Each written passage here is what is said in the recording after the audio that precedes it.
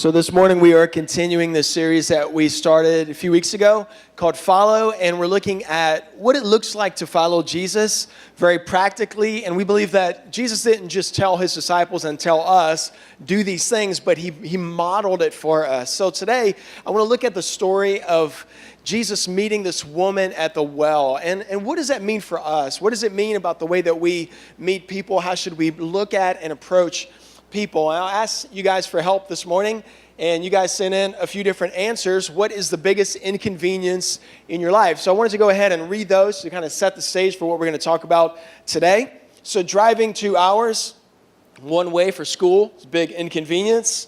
Traffic is an inconvenience. Finances and college inconvenience. Traffic. These are definitely Baton Rouge people. Not enough time in the day. Traveling for work. Interstate traffic. Being broke. Sorry, I can't help you there. Traffic. No money. Going to work. We've got a couple college students in here apparently too.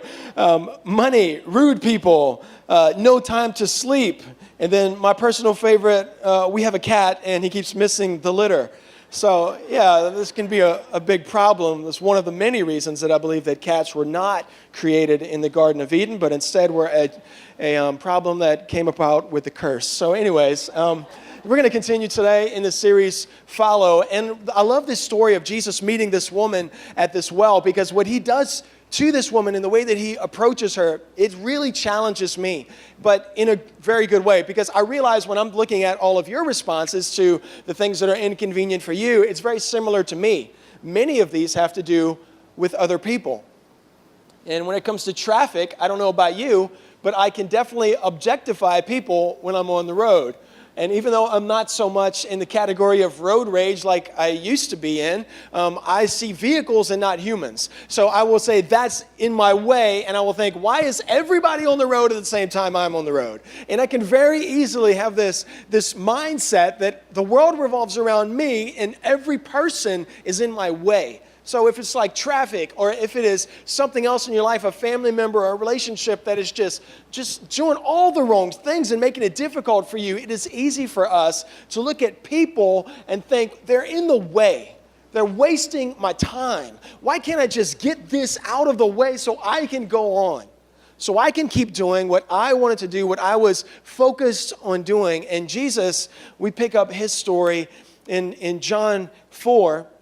He is traveling from Judea to Galilee. And as he is traveling, he stops in Samaria. So I want to look at John chapter 4. It says this: so he left Judea and he returned to Galilee. He had to go through Samaria on the way. Eventually he came to a Samaritan village of Sychar near the field that Jacob gave his son Joseph. Jacob's well was there. And Jesus, tired from the long walk, sat wearily beside the well about noontime. So Jesus, he got tired too. He's 100% God and 100% man, so he felt the temptations and the struggles and the fatigue that we still feel. He felt the frustration with people that we feel. And he's traveling, and he's got a goal, he's got a mission. He's so tired that he sends his disciples into town to get food and go grocery shopping and take care of the group, and he just takes a rest. He takes a break. But as he takes a break, Jesus is always looking for a ministry opportunity. Jesus is on his way to something, and he's trying to rest, but he's not excluding every person around him. See, what happens in Jesus' life is it's a good challenge for us and for me is that I just challenge you, and I believe it for you, never be too caught up in the journey to stop along the way. Never be too caught up that you ignore people. That's what Jesus does right here, and he does it so many other times that Jesus sees people in a need, even though he's tired and he's ready to move on and he's got a goal, he stops for people. And we've got to learn to stop for people. A couple of weeks ago, I did a wedding. And there's a couple that recently started coming to our church, but I married them before they started coming. I got to know them. They're a really cool couple. And at the wedding, the strangest thing happened. I'm doing the ceremony. And for me, like, ceremonies are not like the easiest thing or the thing I enjoy the most, because I still get nervous for that kind of thing. This is a little bit different for me because, I get to say what's on my heart. But then if it's a wedding or something, it's very formal. You got to make sure you say all the right stuff. So I'm doing this ceremony, and I'm trying to just get through it all, and it's going great. And then right after communion, we're doing communion, and we walk back to the front, and we're about to pronounce them husband and wife. And I noticed that one of the groomsmen on the side is just starting to do this. And he stands back up for a moment, and then he sits down all the way on his legs, and he falls backward, and he faints in the ceremony. So as he's fainting, somebody in the front row tells one of the other groomsmen, "Catch him!" So they reach out, and they catch the dude before he falls in the grass. As an outdoor wedding. But the whole time that all this is happening, I'm seeing this as I'm talking about vows and all this stuff, and I'm watching this happen, and the bride and groom don't see it. They never notice it. So they never notice it. So I'm like, do I stop this whole thing and continue? Or, what do I do in this moment? And I was reminded while I'm preaching, there's so many things going on. I'm like, this kind of happened to Paul. There's a story where Paul is preaching, and this young man, he preaches on for like all night. This young man falls out of a window and he dies. And then Paul goes back and he brings him back to life, and he keeps on preaching later. I'm like, this is like a total New Testament thing. This dude's like dying right here in the ceremony. I don't know what's going on with this dude. I don't know what his story is, but I'm like, do I keep going? I'm like, yes, for the gospel, I'm going to keep preaching. But I wasn't preaching. It was just a ceremony. But I decided in the moment, I'm like, I'm going to keep going. So I just kept going, and I did the whole thing, and I now pronounce you husband and wife, you may kiss the bride, and ladies and gentlemen, Mr. and Mrs., and then they walk down, and as they walk down, the dude's just sitting in a chair off to the side. They carried him off, and he's sitting there, and he's like a casualty of the ceremony, but nobody cares, and nobody knows because I just kept going. So I just kept going through it, and I remember thinking, was that the right thing to do? Because I'm thinking, this is a big deal. This is important to these people. But this guy matters too. And the truth is, in our life, you are always weighing and you're always balancing, do I stop or not? Do I consider one person, or do I look at the big picture? And I think in that case, I made the right decision. But it's very easy for us to stay focused on what we always thought was the plan for that day or that week or that year, our life. And when things get out of order, what do? How do you respond to the people that are responsible for throwing your life out of whack? And Jesus does this in this moment. Jesus stops while he's tired, and he sees this woman in this well. If you can understand this, a well is like a place of gathering, like in the wild, a watering hole is a place where all animals will come out, and there's a source of life there. Well, in this well, in the city in Samaria, there's a source of life and community here. So Jesus is out there, and there's probably lots of people out there getting water, and Jesus is getting water, or he's sitting there by this place. This woman comes out to get water. It's a natural place where people will come. You're going to come across people in your life all the time. In just the way that you do life, in your workplace, whatever your direction in life, you're going to come across people all the time. Some of them will make it an inconvenient moment for you. But will you stop in that moment and do what Jesus says? Let's pick up in verse 7. It says, soon a Samaritan woman came to draw water, and Jesus said to her, please give me a drink. He was alone at the time because his disciples had gone to the village to buy some food. But the woman was surprised, for Jews refused to have anything to do with Samaritans. And she said to Jesus, you're a Jew and I'm a Samaritan woman. Why are you asking me for a drink? So let me set this up for you and why this is happening. If you go all the way back to Genesis, I believe, 40, what you see is that Jacob ends up blessing Joseph, one of his sons, and as he blesses Joseph, he gives him this blessing of wealth and prosperity that we end up seeing coming to pass in two of Joseph's sons, Ephraim and Manasseh. Now, these two sons are both blessed, but the offspring of Manasseh were where the Samaritans came from. And when it ended up with the Samaritans, they ended up kind of falling away from the Lord. They intermarried with other nations that believed in false gods. So they were kind of a blend of being a Jew and being like other religions and all this stuff. So the Jews looked at them as breaking away and rejecting the true God. So they hated them. Jews hated the Samaritans, and Jesus' response shocks this woman. You're a Jew. Why would you talk to me? We hate each other. There's no community here. Why would you take the time to stop, spend time with me? But the truth is that Jesus doesn't focus on class or race, but Jesus focuses on the soul. And for you, it's so easy for us to get in this bubble of life. And you live in this life that is your same race, your same class, your same type of people, your same status. And when you come across someone who's not like you, do you give them the time of day? Do you stop and spend time with them? Do you speak to them? Do you look for an opportunity to speak life speak hope, to speak Jesus to them. Because there's wells in all of our lives. Your well can be your school. Your well can be your workplace. Your well can be your neighborhood. Halloween last night, were you running away from everybody in your neighborhood and trying to hide? Or were you interacting with people and using those opportunities as chances to reach people for Jesus? There's wells in all of our lives. And whenever you have a moment to connect and have contact with people who aren't like you, what do? What's your response? And Jesus spends the time. He takes time with this woman who's not like him, who is living in sin, as we're about to see. But Jesus takes the time because he loves her, he cares for her, and he sees her soul and the need in her soul instead of her class or race or idol worship, sin. He doesn't look at that. But instead, he sees the need in her soul. In verse 10, it says this. Jesus replies to her, if you only knew the gift that God has for you and who you're speaking to, then you would ask me, and I would give you living water. But sir, you don't have a rope or a bucket, she said, and this well is very deep. Where would you go to get this living water? And besides, do you think you're greater than our ancestor Jacob, who gave us this well? How can you offer better water than he and his sons and animals enjoyed?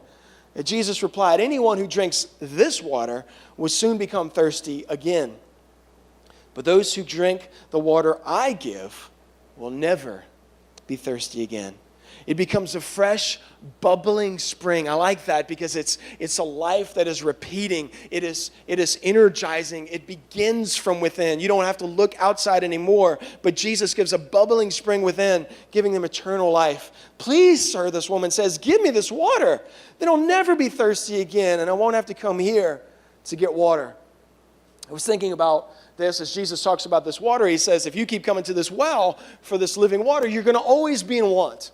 Always going to need more. And I thought about what in this life is like that. The truth is, we're always looking for something to satisfy us. And even though many of us, as Christians, we say our hope is in Jesus, our life is in Jesus, we can't live without certain things.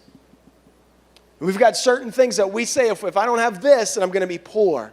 I'm not going to have enough. I'm not going to live a full life without these things. I don't know if you guys remember this. Years ago, Lay's potato chips came out with a slogan, and their slogan was, I bet you just can't have one. And there were all these commercials where, you know, they had these Lay's potato chips, and someone would eat them, and then they'd be like, oh, you're right, I can't eat one, I got to have another. And you just constantly had to eat more. Well, I don't know if it's like that with you. I don't really like Lay's potato chips, but for me, it's Oreos. So, like, I don't know, how many of you can eat one Oreo and you're fine? Yeah, I'm not really like that. How many of you like a plate of Oreos? You like a bunch of Oreos? Okay, so like the other day, you know, Oreos are, it's like a snack for our son. But I know where the cookie cabinet is. So I will go in and I'll be like, let me just get one Oreo. And then but as your fingers touch them, you're like, I can squeeze a couple more in there. So I put a couple more Oreos, and I cannot just have one Oreo. So for whatever it is, it may be something physical like that, but it may be something else for you. It may be approval. Maybe you've got to constantly have this approval from people, and that makes itself known often in social media. We're constantly looking for more likes. We're constantly looking for more approval. Like for me, I post things, and I'm even finding myself do this all the time. I look at my account, and I'll be like, what gets more likes? And, is it family stuff? Is it whatever? And I try to be relational, but the truth is, I'm looking at likes. How do I get more likes?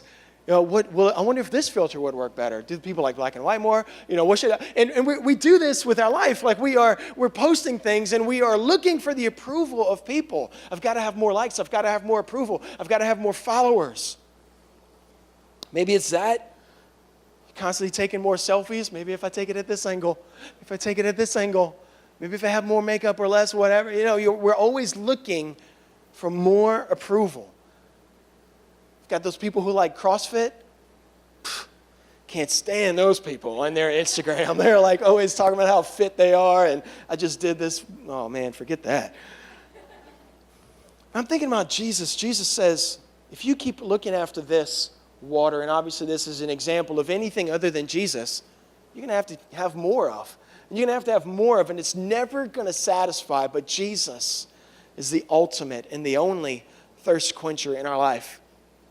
He's the only thing that brings real hope, that brings real satisfaction to it. I like this picture too, because this woman she's trying to meet a physical need. She's trying to meet this spiritual need by this physical effort. She says, you don't have a rope or a bucket. Where are we going to get this life from? Where are we going to get this physical, this eternal life, this everlasting life that you're talking about? And she can't get past the fact that she doesn't have to work for anything. As a matter of fact, all she can do is ask. All she can do is ask. And I think that the message of Jesus is that we need to learn to lay our rope and bucket aside and just ask. Ask for life. So for you personally, you've got to say, man, I'm not going to look for everything else to try to fulfill and give me life anymore, but I'm going to come to Jesus. I'm going to put what I'm trying so hard to fulfill my life with, I'm going to put that down. And not only do you have to do that for you, but there are people that you come in contact with at your wells every day of your work week. And when you come in contact with those people, you need to be able to give them something that is not a rope and bucket, that doesn't need a rope and bucket, but you need to give them Jesus, the only true hope. The only thing that quenches our soul. The only thing that brings us real hope. In verse 16, let's pick up there. This woman talks about, yes, I definitely want this water. And Jesus says this, go and get your husband. And Jesus told her, well, I don't have a husband. The woman replied. And Jesus said, you're right. You don't have a husband. For you've had 5 husbands. And you aren't even married to the man that you're living with now. You have certainly spoke the truth. And I look at this, and I've always read this like the way that I would read it would be like, you're right. You don't have any husbands. And you're living with somebody now. You unfaithful woman. That's the way I would, if I knew her mail, if I knew her business. That's why I don't have the gift of prophecy, because I would be up in people's business all the time. But I believe that Jesus is bringing this up not for the same reason that we may think. It seems like Jesus is throwing it in her face. It seems like Jesus is revealing her sin and saying, see, I knew it, you're a sinner. But we know Jesus doesn't do that. And instead, what Jesus says is Jesus is trying to get her to say the truth. Jesus says, you're right, you don't have a husband. And she says, you spoke the truth. You know, what she ends up revealing to Jesus, what she ends up admitting to Jesus gets her in a place where God likes her heart to be, a place of truth, a place of authenticity. I don't know if you guys remember the story. There was a woman last summer, I think, Rachel Dolezal, who was a local NAACP chapter president, and she pretended to be black, and she managed and organized for the black community all these events, and it was just really strange because all of a sudden it came out that she was not. Instead, she was born white, very white, as you can see from the photo, but she pretended to be someone she wasn't, and she lost respect in the community that she really loved, she really cared for. But because she wasn't authentic, because she wasn't truthful, she lost the right to speak. She lost the right to have any impact in their lives. And what I see about this is, man, God is looking for authenticity and truth in our lives. Jesus wants us to come to a place of truth because I believe to Jesus, authenticity matters far more to Christ than perfection does. We strive for perfection and we want to be righteous, and that's good, and that's a good pursuit. Strive for righteousness. And don't be authentic just for authenticity's sake, but we need to be authentic because Jesus cares about us being in a place of honesty more than he cares about us getting it all right. Are you willing to come to a place where you can be authentic? There's this huge push for authenticity these days, especially in the millennial generation, the younger generation. We all want authenticity. We all want people to be real. We want to know that people sin, and we want to know that people mess up. And you know, while those things are good to have, we can often put up a false authenticity as well. I don't know if you guys follow this account on Instagram. I suggest that you do because it's hilarious. It's called SoCality Barbie. So this account, it says right here, you know, in the description that P&W life, Pacific Northwest life, I didn't even know what that meant, I'm not that hipster. Adventurer, coffee drinker, Jesus, authentic living, SoCality, iPhone, you know, all this stuff. And I want you to see a couple of the posts that they post. So they take a Barbie and they'll put it in places. and make it seem very authentic, very, very realistic. So here's a good Halloween theme that says, this is where I put an inspirational quote about change and new seasons in life, or tell you how much I love fall, and then lots of hashtags. Let's look at another one that SoCality Barbie puts up. Okay, so her and Ken are out there. It looks like a Sharpie beard. It's pretty cool. All right, so let's look what they wrote about this one here. We took a break from technology this morning. It was only for like 10 minutes, but it was exactly what we needed. So now there are lots of hashtags here. Let's look at another one, Barbie at the beach. Let's look what SoCality Barbie wrote about this. How to stop looking at the ocean to take a picture of myself looking at the ocean so I could post about how beautiful the ocean was. And then again, lots of hashtags. Do I have any more? One more. Okay, so this photo here, let's look at at what it says about it. Sometimes you got to post your pictures upside down to get more likes. And they're really, these are really funny, they're very entertaining, but it pokes fun at the quest for authenticity, because we've kind of labeled certain things as being authentic. That when you do things this way, then you are authentic. And when it comes to Christianity, it's whenever you just let everybody know your stuff and you air your dirty laundry. And I'm just, instead of us keeping our mouths shut and having discipline, instead we think that gossip is authenticity. Or we think that having a problem with sin is authenticity, when instead it's a lack of self-control, and you shouldn't be advertising or letting people know how proud of it you are. I think that authenticity finds this balance, that there is, yes, I do sin, I mess up, but my goal is not to stay there and not to highlight that, but I want to highlight Jesus and the hope that I have in him and the hope that we all have. And Jesus meets this woman at this well, and she's in a place where she could either deny it all, but she admits, yes, I am a sinner. And she's honestly in this place where she's like, what do I do about it?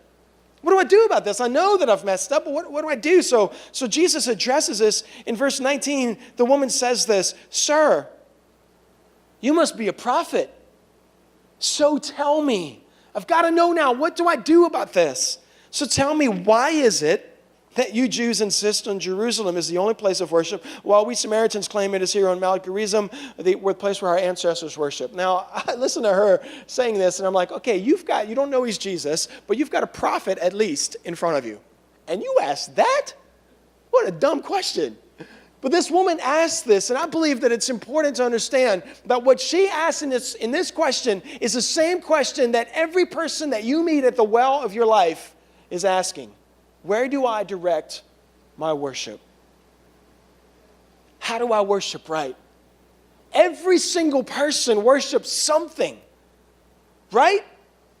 Okay, like this weekend we had a bye week, but come on, guys, be honest. We worship LSU in Baton Rouge. We love our Tigers. Even the opening video before every game at home, there's a video that plays and it talks about this being the sanctuary and this is our place of worship. And I love football. I love the Tigers. I'm excited, but it illustrates to us that we are all looking for a place to direct our worship. You see the guys out there with their painted bodies and all this stuff. They are crazy. Who does that in real life?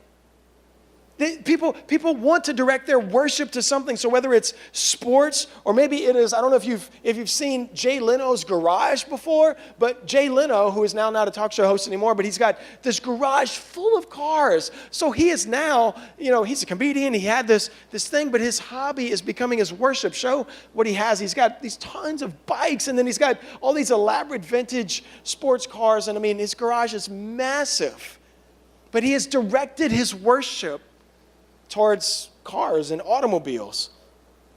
Maybe it's that. Maybe for you it is acquiring things. It is having things. Black Friday is going to be coming up soon, and people act a fool on Black Friday.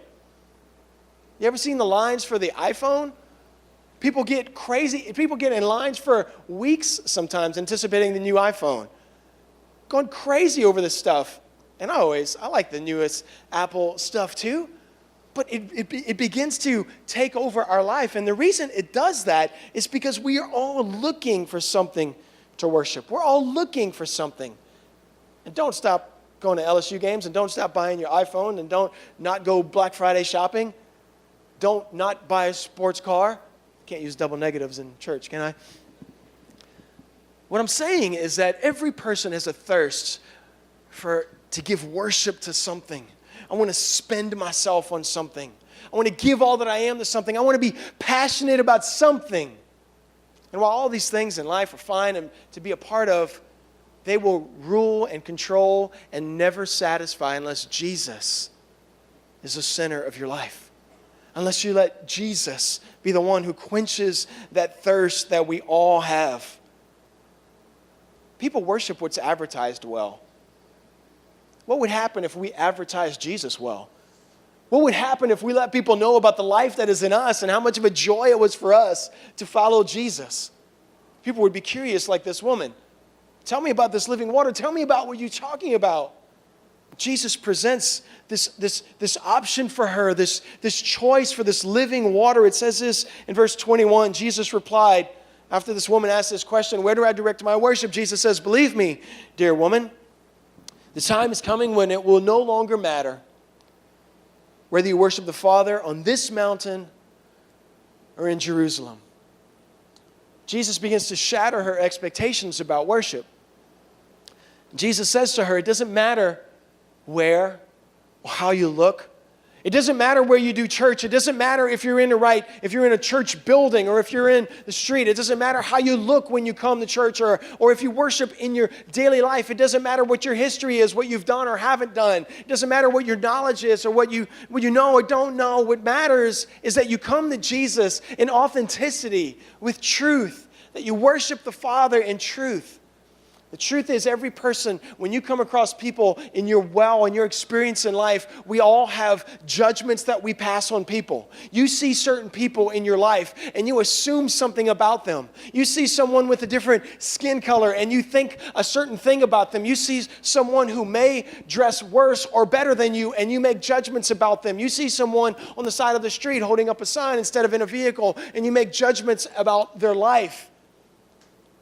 You see other kids in a neighborhood and they are acting crazy and you make judgments about their parents. We make judgments about people just by the way that they look all the time. But could we get to a place like Jesus does where he comes to this well and instead of seeing that she was a Samaritan and someone who had rejected the true God, could we look at the souls of people? Could we look for need? Could we look for people who are looking for the hope, for something to quench their soul? Could we look for the need that people have in them? I want to do that, and I'll be honest with you, I am challenged by this as well because I see people and I think certain things all the time. That person's not a hard worker. That person would never come to Christ. That person is definitely into something. I can never be friends with that person. They wouldn't accept me or like me, or we just wouldn't mesh. We always but could we break down those barriers? Begin to look at people's needs, at people's heart, at people's souls like Jesus did and say, I know that there's something in your soul that needs to be quenched. I know that there's a desire in you for something to direct your worship to. All of us have that. And that's what I want to challenge you with today. I just want us to say, God, in my heart, where am I getting this wrong? Where am I moving so fast? Where am I going toward this direction so hard that I skip people, that I ignore people? Can we stop and look for people? Can we stop and look to love on people? It will always cost you to slow down, to look for need, to look for someone who needs a bit of hope. But you will always gain such joy and fulfillment when you follow the steps of Jesus and you offer Jesus to someone. I guarantee you, your life will begin to have a bubbling spring, as he says, because to follow Jesus is not just what you get out of it, but as we pour out what we've been giving, that is part of that bubbling spring. I'm giving life and I give life and I give in life and I tell people about it. I'm delivered from sin and I speak to people in sin. I love people where they are because I was loved where I was. That's what that bubbling spring means. I just want to pray for you today. I want to ask you a couple of questions. Maybe for you, you're at this well personally in your life. And today is your chance to meet Jesus and you say, there is an emptiness in me. There is something in my soul that needs to be quenched. And if Jesus is this living water like you talk about, then I need that in my life. Maybe for you, you need to play and you need to follow in the footsteps of Jesus in this role, and you need to say, every well that I come to, every time when I meet people that I don't know, I'm going to stop and I'm going to listen and I'm going to love and I'm going to look for an opportunity to present Jesus, to express Jesus. Don't be like his disciples. In verse 27, it says the disciples came back and they were shocked to find him talking to a woman. But none of them had the nerve to ask, what do you want with her? Why are you talking to her? They weren't asking Jesus. They weren't shocked because of this accountability thing. Guys shouldn't talk to girls. No, this is a public place. They were shocked because of Jesus' unrelenting love for people that are not like us. You know, like the disciples, it's easy for us to be close to Jesus but miss the heart of Jesus. It's easy for us to have Jesus but never give Jesus. Don't be like these guys. Don't be like the disciples who are constantly learning and screwing up and doing the dumb thing. Instead, let's look at the example of Jesus and say, teach me to do that.